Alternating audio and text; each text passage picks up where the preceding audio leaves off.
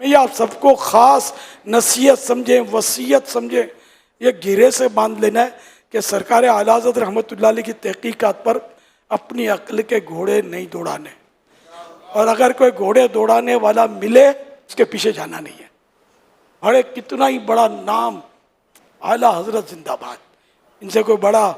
ہوگا تو دیکھیں گے، ہو تو ہمیں پہچان نہیں ہے، اس لیے ہم نے اعلیٰ حضرت ہماری سمجھ میں آ گئے ہیں، ورنہ یہ کہ آپ کہیں کے نہیں رہیں گے۔ اعلیٰ حضرت کے فقہی مسائل ہوں، اعتقادیات ہوں، جو بھی ہوں، بس اعلیٰ حضرت کی تحقیقات ہمارے لیے حرف آخر ہے۔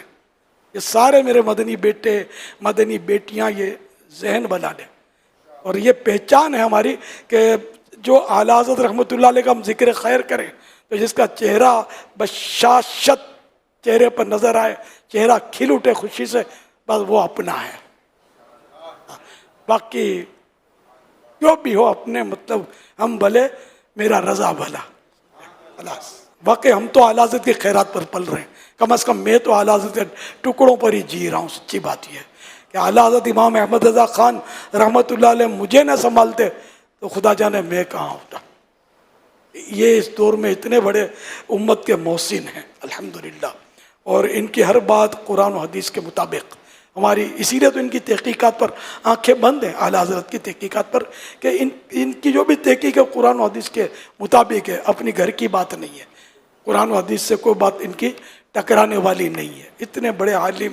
مفتی اور اتنے بڑے مطلب ہے کہ پائے کے ولی بزرگ عاشق رسول تھے، اس لیے ہم نے ان کا دامن پکڑ کے آنکھیں بند کر لی ہے کہ انشاءاللہ یہ ہمیں جنت ہی میں لے جائیں گے انشاءاللہ۔